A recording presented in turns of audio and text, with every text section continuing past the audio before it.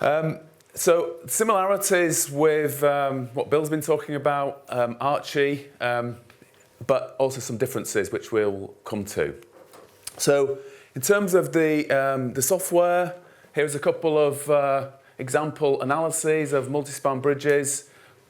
We can see slightly different visualization than we see in Archie. We can see how the structure responds at the predicted collapse load, and also we can see that we can handle multiple rings of brickwork as well as simply a voussoir arch.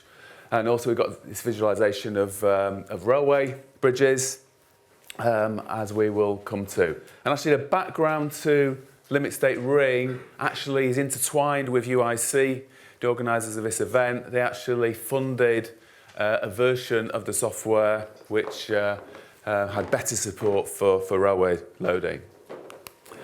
Okay, so just give you a quick lowdown on what I'm going to be covering. I'm going to give a bit of background, how it works, some example applications, and then some related tools and some planned developments. And hopefully I will have a couple of minutes just to show you the software in action to bring it to life a bit more than it's possible with slides.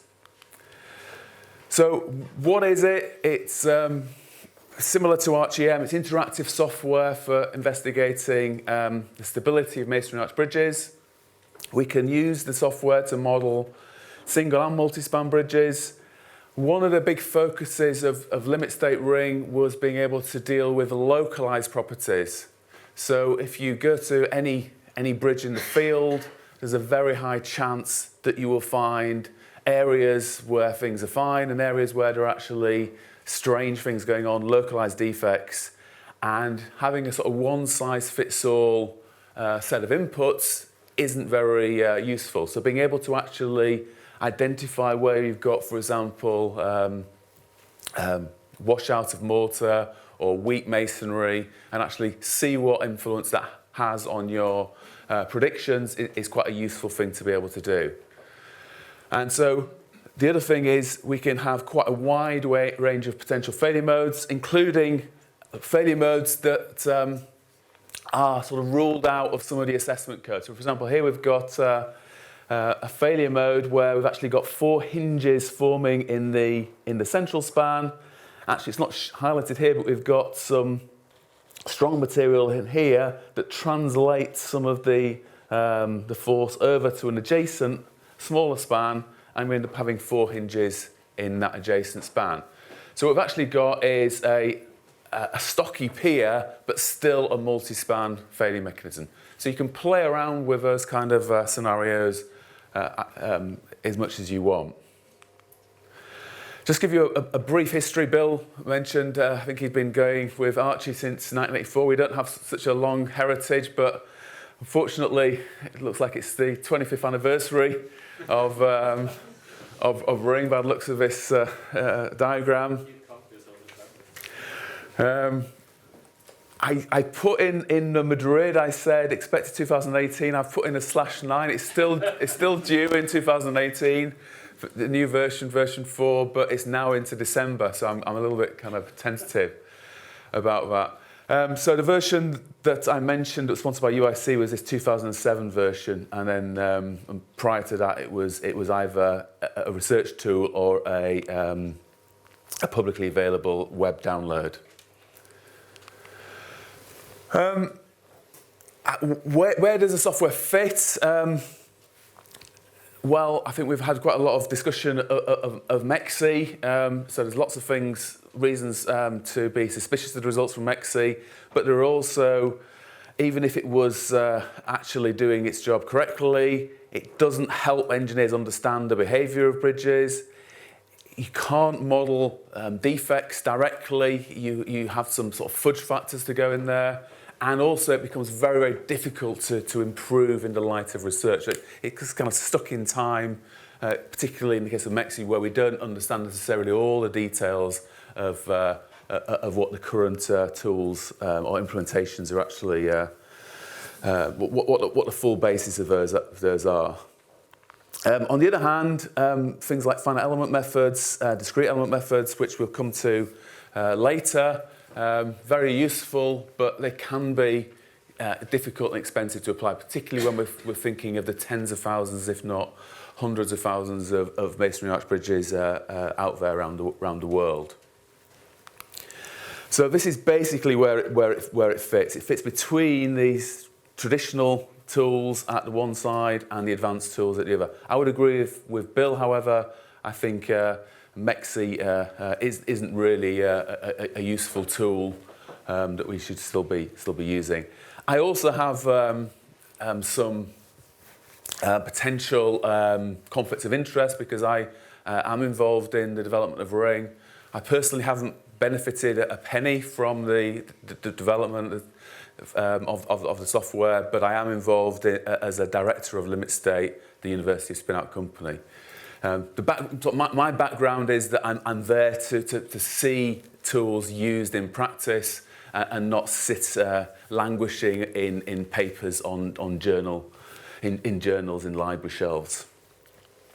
So this is basically where it fits, in between these two tools. The question is, how does it work?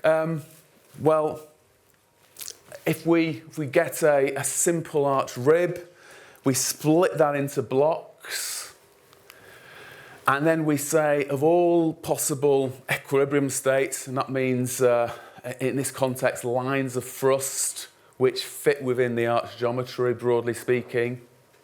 So of all those possibles, and there are actually quite a few depending on whether supports move in, out, etc. So of all those, we use optimization to find the one that corresponds to the maximum load factor. So, as was mentioned earlier, applying a load off-center around the quarter span is often going to be likely to be a critical location for a masonry arch. If we use optimization, then we get the position of that thrust line, and also we get simultaneously the locations of the hinges, and we get a collapse mechanism. And so the Ring software basically gives you both the thrust line and the collapse mechanism. And it will basically find a minimum energy collapse mechanism from a mechanism point of view, or the load or load factor that is the maximum it can possibly be and satisfy equilibrium if we think of it from a lower bound perspective. And that mechanism could involve hinging, rocking, or it could involve sliding failure as well. So it will, depending on the properties, the geometry, etc., it will, in a completely free way, identify what that mode of response is. Just to wake you up, give you some mid-afternoon mathematics just to cheer you up. It's actually it's not very complicated in reality. If I've got a block that's sitting in my pier, for example, it could be anywhere. All we're doing basically is we're saying this is basically got some self-weight, so there's a little force going down from gravity. It's got a contact above it, contact below it. And if we just look at this block in isolation, it must be in equilibrium with the applied loads. So equilibrium in the vertical direction, horizontal direction, and in a rotational sense as well. So moment equilibrium. So basically, we maximise the load or load factor subject to equilibrium, that's all this is saying. And then we have some constraints on what's going on at the contacts. So in Ring, all the interesting stuff is actually at the contacts.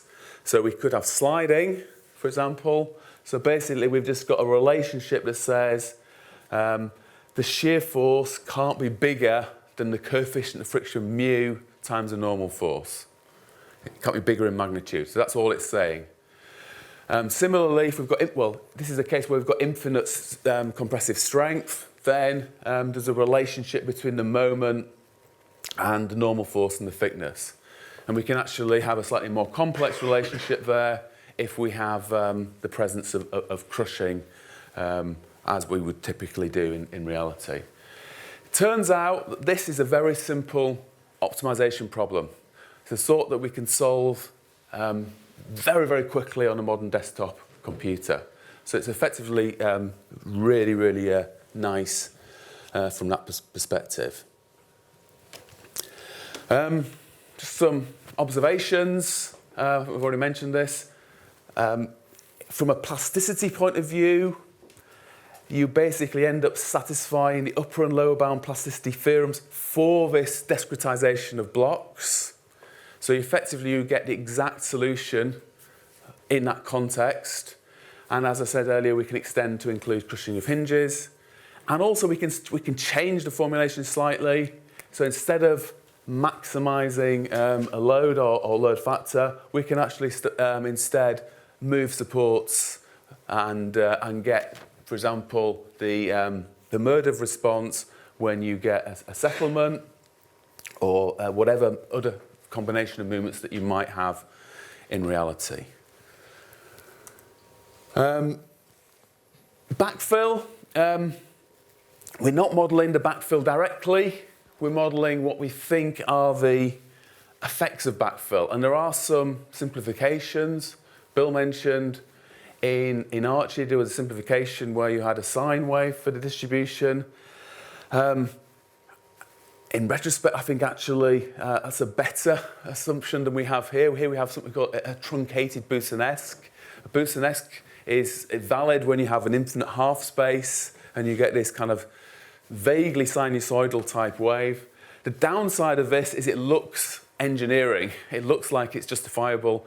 In reality, when you have an area of material and then effectively an obstruction, those stresses are not necessarily quite right. However, it gives a reasonable distribution that seems to correlate reasonably well with experimental results that we've explored, and that's actually quite a large number. So the backfill provides a way of distributing the live load. The self-weight simply pre-stresses the arch, so it provides much more resistance.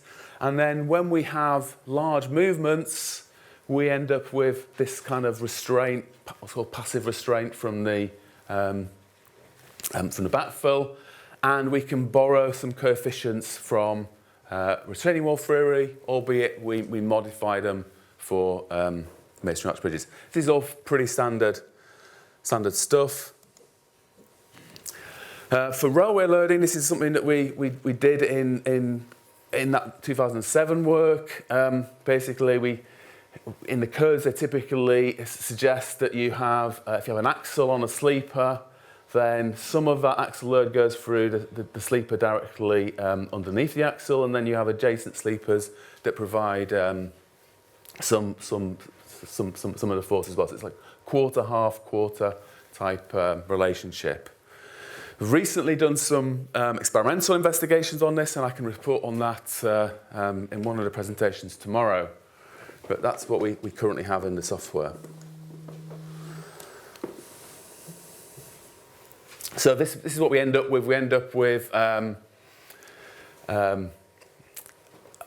model where we can see the distribution here. So this is how the live loads are distributed. What we actually do for the passive restraint, for various reasons, is we actually approximate it with struts, which effectively work in one direction. So actually we neglect active pressures, which are generally quite small. And then if we have movement of, for example, two sections of arch barrel into each other, then we end up reaching this cutoff of the fraction of passive resistance that we think is appropriate. So we end up with this quite sort of complicated looking diagram. We can see how the load is distributed. We can see then the critical failure mechanism. But what I'm going to do is just, if I can, just fire up the software just so you can see something similar and just see how to set up and solve a problem. So this is the software. I'm going to use it in railway mode because this is a UIC event. So that's something that we choose at the start. And Bill's talked about dissatisfaction with effective widths. I'm going to, however, use a fixed width which may or may not be appropriate depending on the particular bridge that we're looking at. And basically we can set something up pretty rapidly using this tool. So people who are not sort of familiar with these kind of tools, whether it be Ring or Archie, might think, this is going to be a nightmare to do. Mex is very quick and easy. Actually, with these kind of tools, it's pretty quick to set things up. So, pardon? It's quicker. It's quicker. Bill says it's quicker. I think you can automate Mexi in a software tool, and it would be, it would be able to be quick, but it would be a silly thing to do. So basically, define the geometry, various different options, some built-in bonding patterns, shapes. What I would suggest you normally do is use user-defined shape. Bill was talking about using the feet and inches in UK terms that the bridge was built at. Obviously, there's a reasonable chance that the bridge has actually moved a bit. So it's quite likely that actually one span might be 13 foot 2 inches, and the other one might be 12 foot 10 inches if that pier has moved a bit. So you do need to put that real geometry in rather than use the original as-built drawings, which might have been two 13-foot spans. So what I'm going to do is I'm just going to keep that as a simple thing for now. I'll insert a span after this, so it's going to be a multi-span. I'll just put in some value for the pier height. I'll just whiz through this. Automatically uses the previous span geometry if you haven't, unless, but obviously you can change that. So I have a couple of spans. We could have backing, I'm leaving the backing out. We could have a fill profile that's non-horizontal. We can have partial factors depending on the assessment code that you use. So obviously this is a UIC event, and you may want to use UIC guidance, but you may be using a local code of practice which gives you a different set of partial factors. We can set masonry properties either globally, or you can specify different properties for different parts of the bridge. So quite often you might have stone piers, for example, then a brick arch, so you might have different properties there. Or we'll see later on you can actually very locally change those properties. So here we're modelling the compressive strength or crushing strength of the masonry and potential for sliding between the different elements. Backfill, we can set different values there, whiz through that. Track ballast, this is a railway bridge, so we can put some track ballast properties. And finally, looks like it's gone slightly wrong on this display, vehicle database. I'm going to chuck some UIC wagon in here. This is basically 25-ton axles on that vehicle, and we'll set that to be on. And actually, I've got quite a small bridge by the looks of it, and quite a large train loading.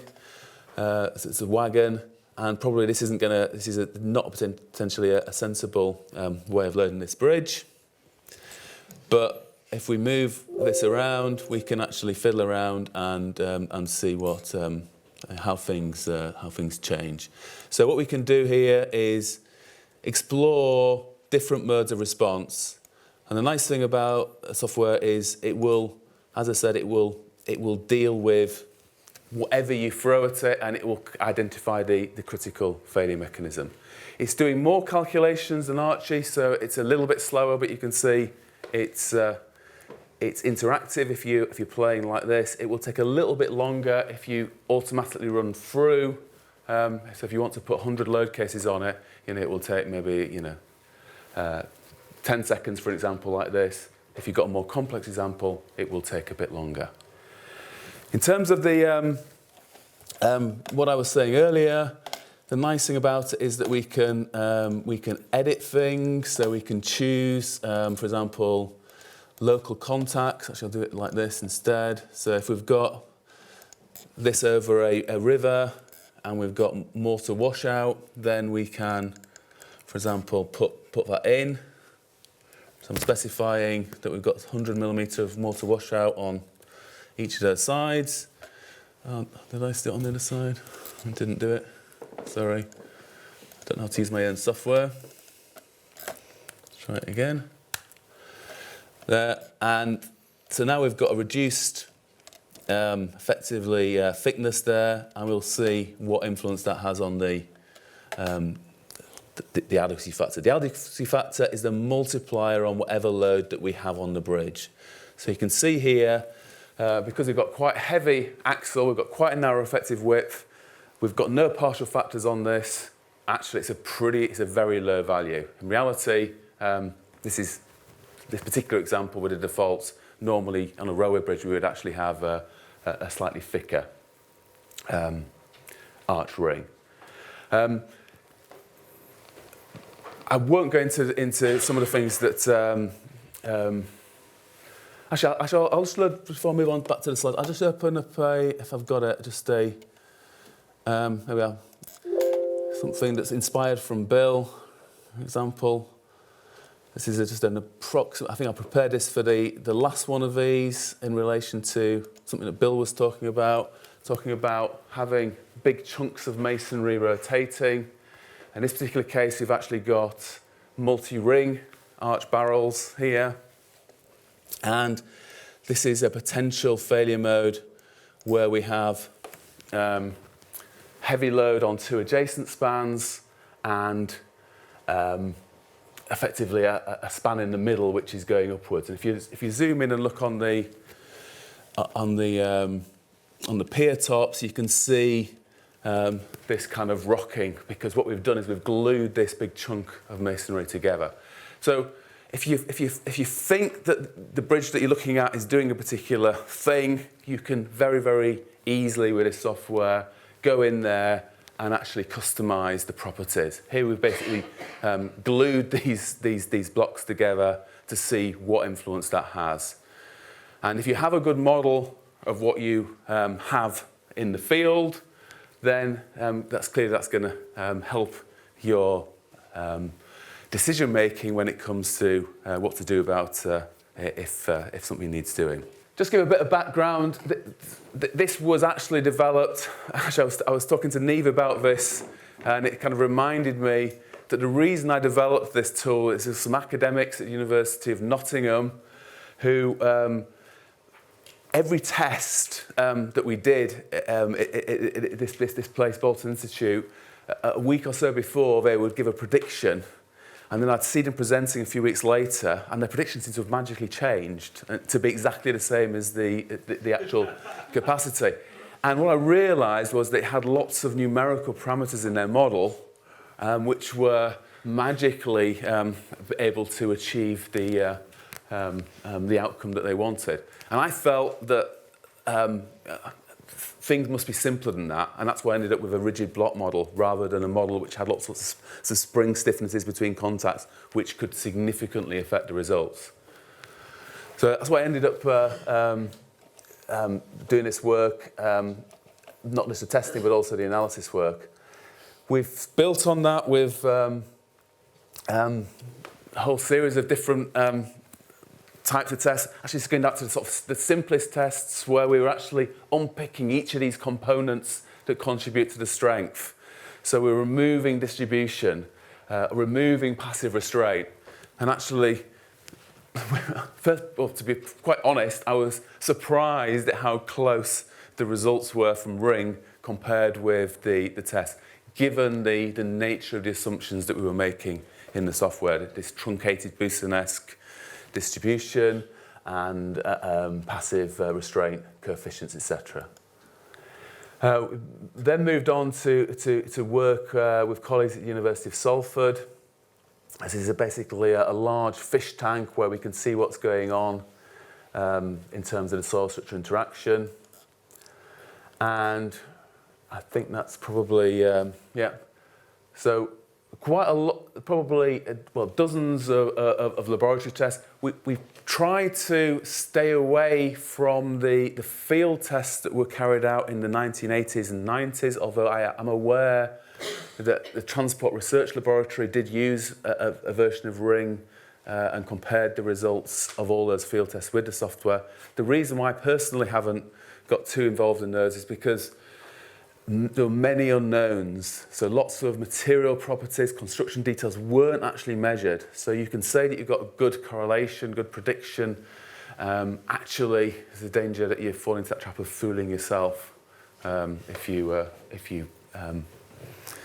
do that. So here, the nice thing about it is we've got very good characterization of all the different inputs in terms of soil strength, etc. So, example, this is a very simple example. This is short span culverts and the like. The thing about these is that the live loads are large in relation to the self-weight of the structure. So often these are structures which can be prone to problems. And we can see, modelling this as a multi-ring, we end up with a different mechanism, and actually that correlates to a lower capacity. This one will be familiar to a number of people in the room from the LNA region of Network Rail. This is a bridge that was in the north east of England that was subject to mining subsidence. Actually, I think a few years after it was built, and actually it's looked like that since about 1915. And when you see passenger trains going over it, you know, the first time you see it, you kind of worry. But the analyses, I think, Steve, is everything's fine with that bridge? I think you were just telling me earlier in the coffee break. No. No comment. No comment, okay. Certainly the neighbours in this region here sent lots of letters concerned about the geometry of that bridge. So this is showing the... and one of the things that we mentioned earlier was using Ring to sort of correlate with the observed pattern. So if you have some settlement and also some lateral movement, if this is falling down the slope, then you end up getting reasonable correlation there. So it's a useful tool. It's not super sophisticated. It's just providing an additional tool that you can use to bring to the table. Okay, so moving on to related things. So a couple of related things I want to talk about. One is a technique that effectively extends the rigid block method that we've described already, something called discontinuity layout optimization, bit of a mouthful. Basically, it allows us to, instead of model the effects of soil, we can actually model the soil directly and also the arch as well. So the way it works is if you've got a piece of soil, we spread nodes through that soil, we then connect those nodes to potential discontinuities, and then we use optimization to find the critical layout of discontinuities. In terms of these simple examples that I showed earlier, we can basically use that tool where now we're actually modeling the soil directly. And again, we got pretty close results. It also means that we can model things like concrete backing, for example. So we can actually model, put in properties for the concrete backing in there, and model how that influences the murder response. So it's quite a nice tool. And also where we've got an awful lot of fill, so in effect it's not really a conventional sort of masonry arch bridge analysis problem, we can also model those kind of problems as well. Something that's slightly more tenuously related, so the previous ring work used rigid blocks, One of the tools that we can use is discrete element modelling, where effectively, typically, we'll have rigid blocks, but then we have some spring stiffness between those blocks. With those tools, we can certainly model the masonry, and also we can model the soil as a series of particulates. And if we do that, we can, for example, find out what's going on prior to the collapse of the arch. We can actually see maybe we end up getting bearing capacity of the soil before we get bridge collapse. In this particular case, we're not using DEM, we're actually using a physics engine, which uses a slightly different solution algorithm. It's able to get solutions pretty quickly in comparison to discrete element methods, but much slower than using some of those limit analysis tools that I showed earlier. And if you're interested in that, we did publish some work in the previous Arch Bridges conference. The next Arch Bridge conference is next year, and there's some flyers that I dutifully brought along as a member of the scientific committee that you can pick up. And I think you've got about 2 weeks to submit an abstract if you want to attend. We're looking to move from simply modelling ultimate limit state to modelling permissible limit state, but I'll talk about that tomorrow. And we're also working on 3D version of Ring, so we can pick up some of these different modes of response, which clearly occur when you, for example, we have a skew span. And I think that's it for me. So for LimitState Ring, hopefully it's a simple to use but powerful tool. It's not perfect. There's lots of enhancements and improvements that could be made. One of the things that it does do very well is model different modes of response. If you change the properties, if you reduce the friction between blocks, you can see very easily what influence that has. In terms of usage, using default parameters, you can get to an assessed capacity very quickly. Those default parameters are generally reasonably conservative. If you know about your bridge in detail, then you can feed those in, and that includes local properties to get a more informed assessment. And I think that's everything. Thank you.